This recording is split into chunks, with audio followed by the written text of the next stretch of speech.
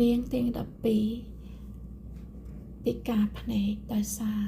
យៈសន្ធិមាបានធ្វើបាបដល់ពេលរិទ្ធិសែនធំឡើងក៏បានធ្វើដំណើរកាត់វាលចូលព្រៃទៅយកក្របភ្នែកពីនគរយៈមកជូនអ៊ំទាំង12ដែលគាត់ពិការភ្នែកនៅតាមផ្លូវមានការស្នាក់នៅពេលខ្លះដូចថាត្រូវសម្រាប់ក្រោមដើមឈើធ្វើដំណើរច្រើនយប់ច្រើនថ្ងៃហើយនៅពេលថ្ងៃយប់មួយនោះអីសីបានឃើញពេលរិទ្ធិសែនកំពុងតែដេកលងលក់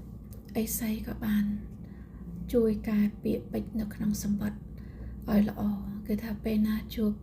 កងរៃសូមឲ្យកងរៃទទួលធ្វើជាស្វាមីរៀបអភិសេក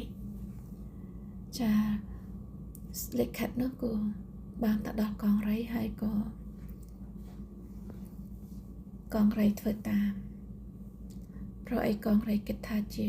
សំណើរបស់មេដា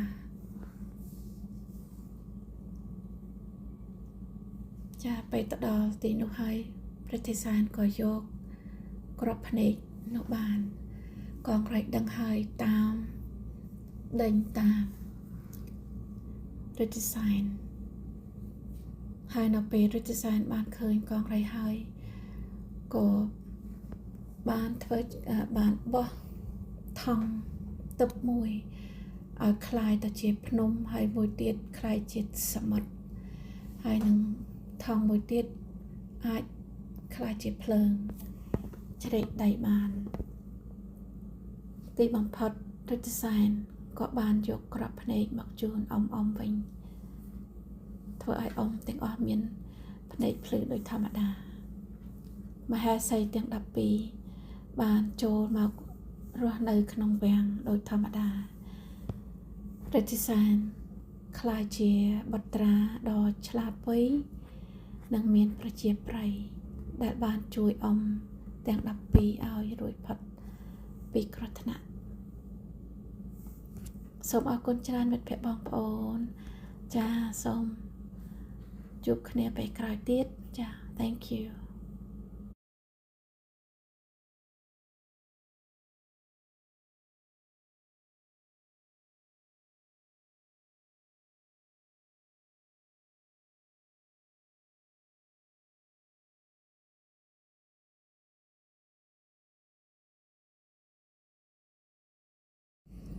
នាងទាំង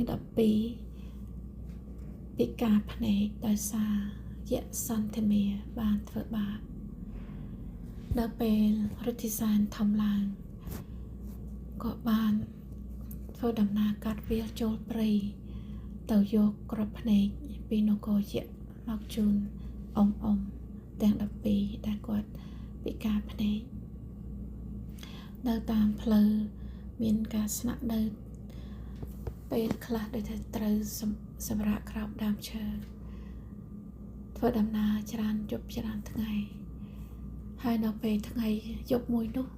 អីសីបានឃើញពេលរិទ្ធិសែន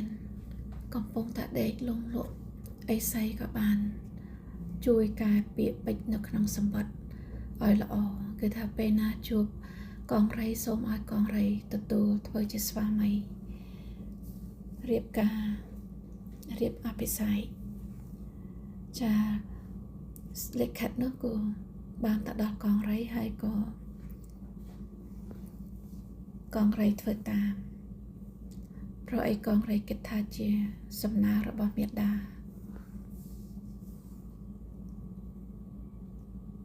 ចាទៅដល់ទីនោះហើយព្រះទិសានក៏យកក្របភ្នែកនោះបានកងរៃដឹងហើយតាមដេញតាមរិទ្ធិសែនហើយនៅពេលរិទ្ធិសែនបានឃើញកងរៃហើយក៏បានបោះថង់ទឹកមួយឲ្យคล้ายទៅជាភ្នំហើយមួយទៀតคล้ายជាសមុទ្រហើយនឹងថង់មួយទៀតអាចคล้ายជាភ្លើងជ្រែកដៃបាន ទីបំផុតរិទ្ធិសែនក៏បានយកក្របភ្នែកមកជូនអ៊ំវិញធ្វើឲ្យអ៊ំទាំងអស់មានភ្នែកភ្លឺដោយធម្មតាមហេសីទាំង12បានចូលមករស់នៅក្នុងវាំងដោយធម្មតារិទ្ធិសែនក្លាយជាបុត្រាដ៏ឆ្លាតវៃនិងមានប្រជាប្រិយដែលបានជួយអ៊ំទាំង12ឲ្យរួចផុតពីគ្រោះថ្នាក់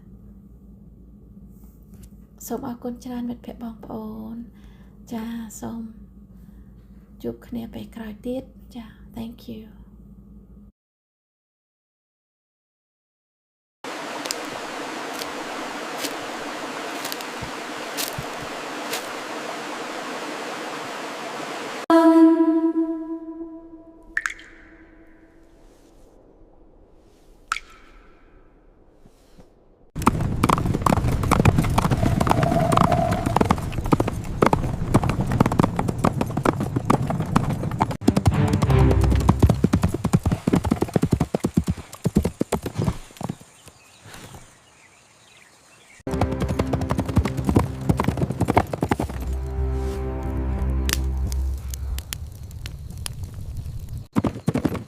Here you go, eat up. We need our rest for the journey ahead.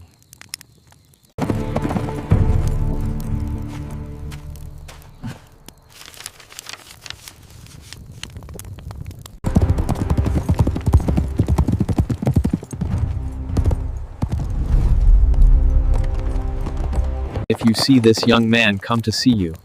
tie the knot right away and marry him. It doesn't matter day or night.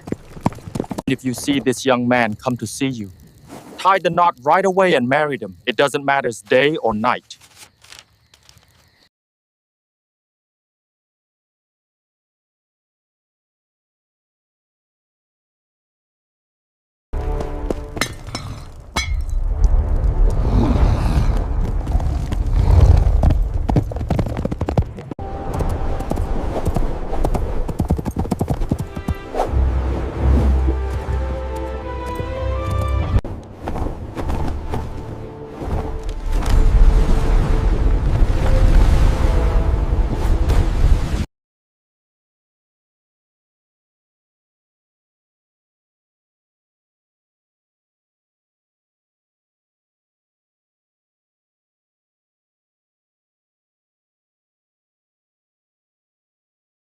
You have done it.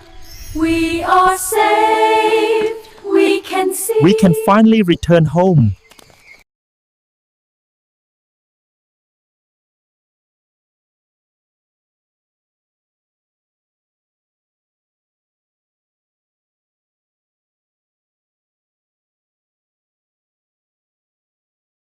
The Queen has returned.